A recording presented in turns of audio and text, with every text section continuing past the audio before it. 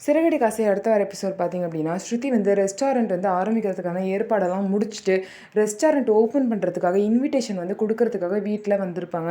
ஆனா, ரவிக்கு இதில் இஷ்டமே இல்லைனாலும், ஸ்ருதிக்காக வந்து அவர் ஒத்துக்கிட்டு தான் ஆகணும் அப்படிங்கிற நிலைமையில ரவி இருக்காரு. ஸ்ருதி வந்து பார்த்தீங்க அப்படின்னா, எல்லாருக்கும் வந்து இன்விடேஷன் குடுக்குறாங்க.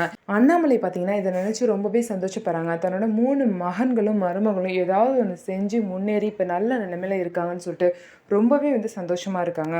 இதெல்லாம் ஒரு சைடு இருக்கு. இன்னொரு சைடு மனோஜ் கடையில வந்து 3,00,000 காணா போன பிரச்சனை இன்னும் முடியாம அப்படியே இருக்கு. இந்த ரோகிணி தான் 3,00,000 எடுத்துட்டு போய் இந்த மாரி வந்து இந்த தினேஷ் கிட்ட குடுத்துருப்பாங்க. ஆனா பார்த்தீங்கன்னா, இந்த விஷயம் யாருக்குமே தெரியாது. ரோகிணி வந்து நம்ம மேல பழி விழக்கூடாது அப்படிங்கிறதுக்காக அங்க வேலை செய்ற ராஜாராணி அவங்க மேல பழி போட்டுருப்பாங்க. அவங்க வந்து என்ன பண்ணுவாங்க உஷாரா அப்படின்னா, கடையில இருந்து போய் அவங்க சைட்லேருந்து ஒரு வக்கீல ரெடி பண்ணி கூட்டிட்டு வந்துருவாங்க. கூட்டிட்டு வந்து மனோஜ் மேல வந்து ஒரு தப்பான ஒரு பழிய போடுவாங்க. மனோஜ் வந்து அந்த ராணி கிட்ட தப்பா நடந்துக்கிட்டாங்க அப்படின்னு சொல்லிட்டு ஒரு தப்பான ஒரு பழிய வந்து போடுவாங்க. இதெல்லாம் ஏன் பண்றாங்க அப்படின்னா, அவங்க மேல திருட்டு பழி போட்டனால, அவங்க திரும்ப பழி வாங்குற மாரி இந்த மாரி பண்றாங்க.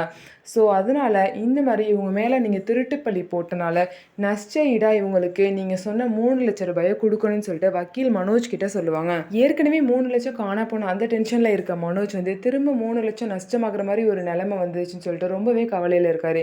இது எல்லாத்துக்கும் பார்த்தீங்க அப்படின்னா, ரோகிணி தான் காரணம். ரோகிணியோட உண்மையான முகம் தெரிஞ்சு அவங்கள வீட்ட விட்டு அனுப்பிச்சா தான் மனோஜோட வாழ்க்கையே நிம்மதியா இருக்கும். ரோகிணி நினைச்சா கல்யாணம் பண்ணிக்காம கிருஷிக்காக அவங்க வாழ்க்கைய வாழலாம். ஆனா அவங்களோட வாழ்க்கை அவங்களோட செல்ஃபிஷ் தனத்துக்காக மனோஜ கல்யாணம் பண்ணிட்டு அவங்களும் கஷ்டப்பட்டுக்கிட்டு அவரையும் கஷ்டப்படுத்தி அவங்க குடும்பத்தையும் கஷ்டப்படுறாங்க. இது எல்லாம் எப்ப நிக்க போகுது? ரோகிணி எப்ப மாட்ட போறாங்க? அப்படிங்கிறத நம்ம பொறுத்திருந்து பார்க்கலாம்.